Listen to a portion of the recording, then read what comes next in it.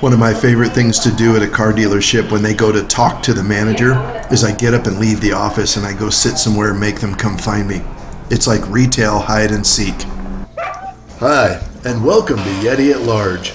This is a channel focused on making the most out of what you have, no matter where you're at. Thanks for tuning in and helping out.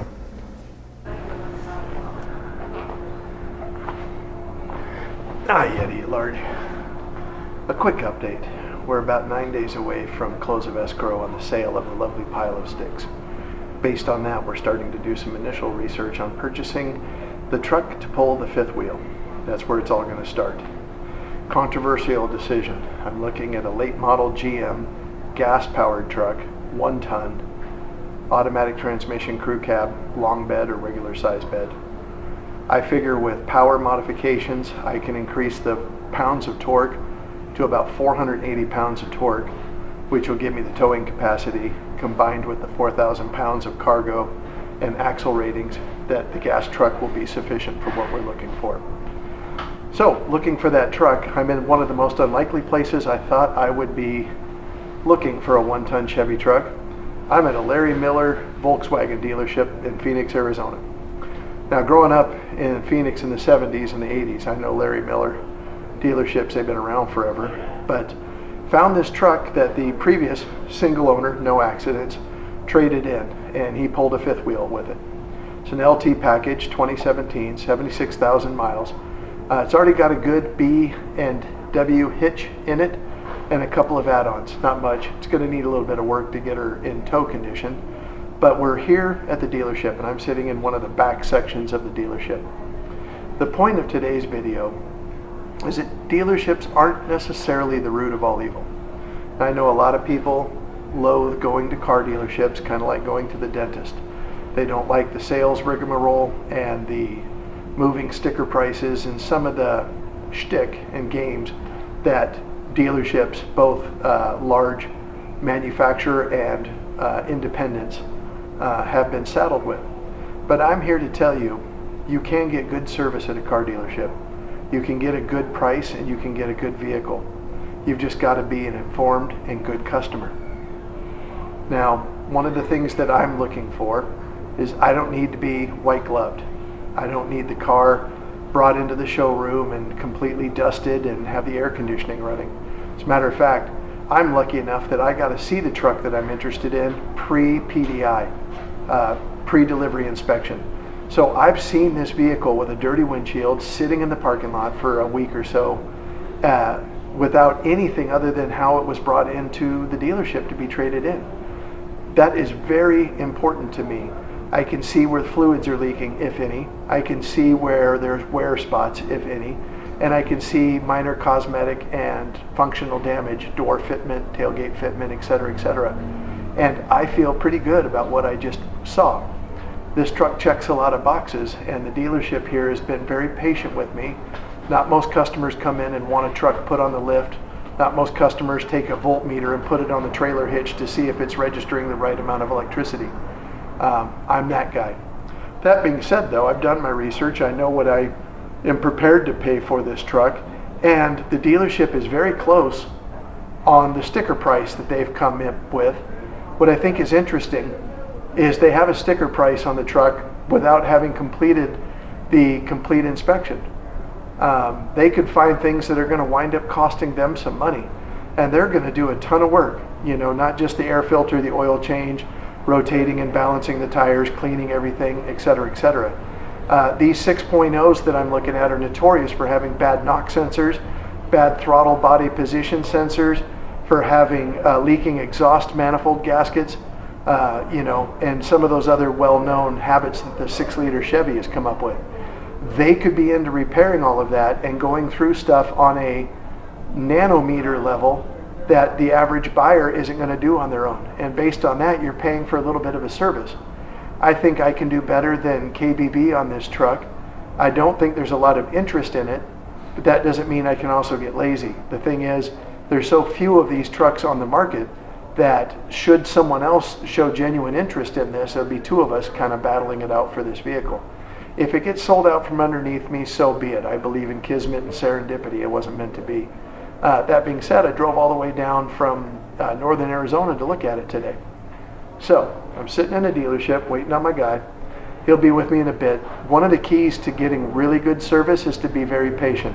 I don't want these guys doing a backflip over me when I want the mechanic who's doing that PDI inspection. I want him taking his time and finding everything he's going to find. And I like knowing that the mechanics here aren't going to run down to Advanced Auto and buy the cheapest parts they can. They go to the Chevy dealership and buy AC Delco. Funniest thing is, the saying on the wall behind me goes roughly, keep doing good in the world until there is too much good. I don't think they thought that one through too well. Anyway, let's go out and see if we can get a look at this truck in a sec in its rough, dusty, 104-degree Phoenix condition. Now, the mechanic wasn't happy having to go get this out of the back lot and put it up on the lift. The only lift they had strong enough to hold it was the alignment lift. It's a 7,000-pound truck with about a 4,000-pound cargo capacity. Looking underneath the truck, I'm checking all the major systems, looking for damage, alignment, leaks, wear, you name it. Stuff can show pretty fast, and this truck is looking good. There is a lot of great things about how this truck is set up and how it was taken care of. That being said, no used vehicle is perfect and no tow vehicle is set up correctly. At least not for what I want to do, because everyone's tow application might be different. The first thing I noticed is that while the rear tires are E-rated, their gross weight load was less than that of the axle weight load, and I don't like that. I like the tires to have a higher gross weight load than that of the rear axle. That way I know that the tires are stronger as a fail point than the other way around.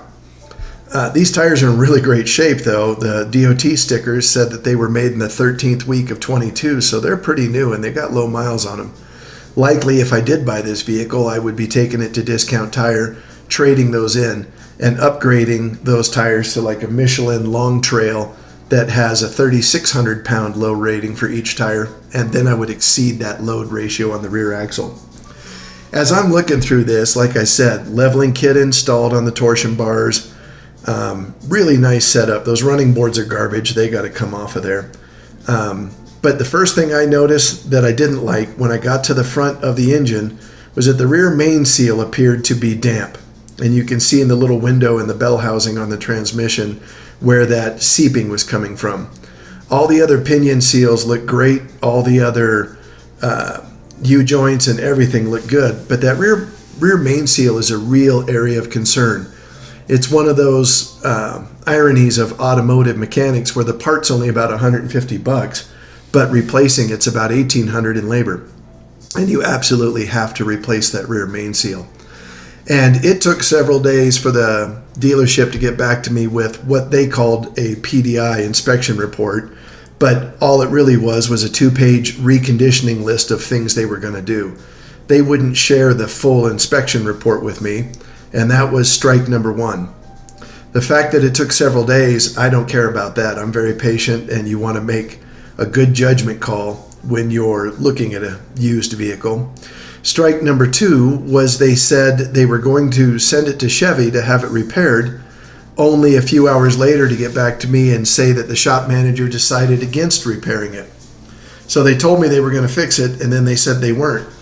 And that's not necessarily a deal breaker for me, because if they were just going to adjust the price so that I could pay to have that done, we could have still been in negotiations for a vehicle.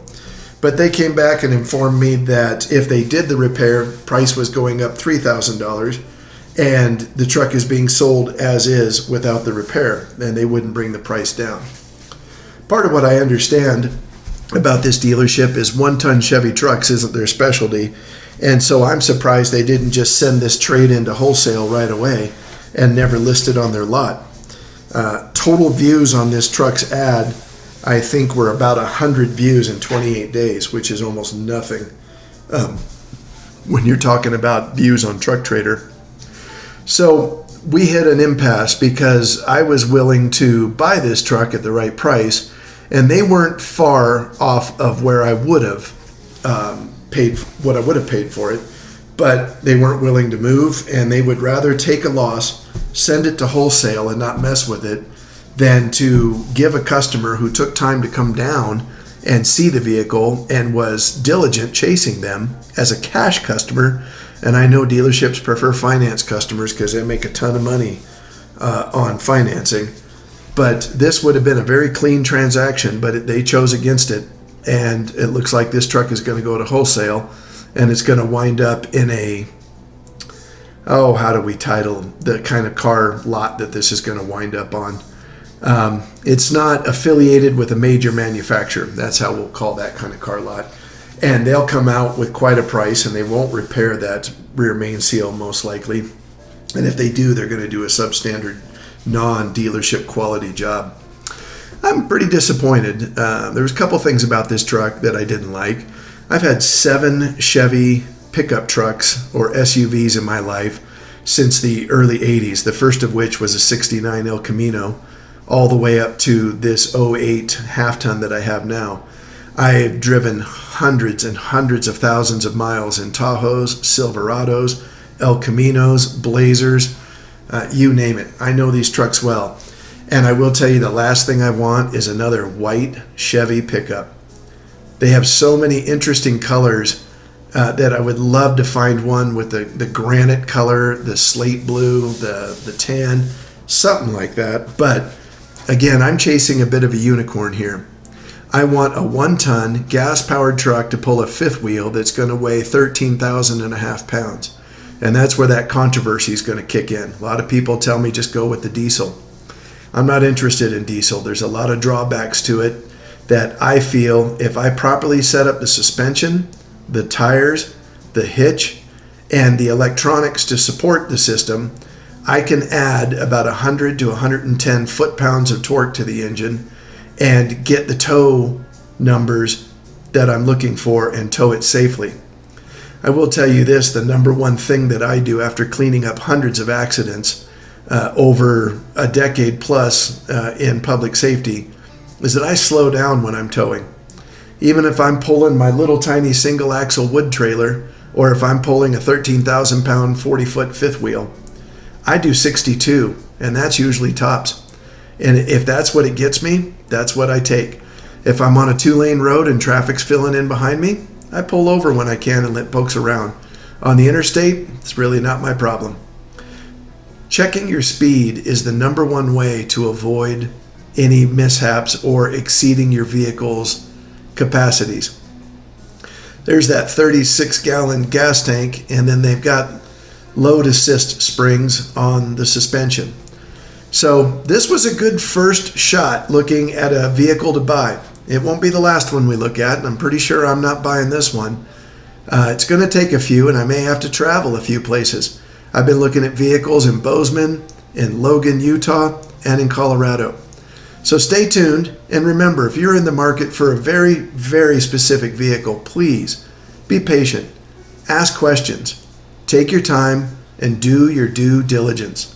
And if it gets bought out from underneath you, just know there's always going to be another vehicle. It just might take a little bit of time. Thank you so much for joining us.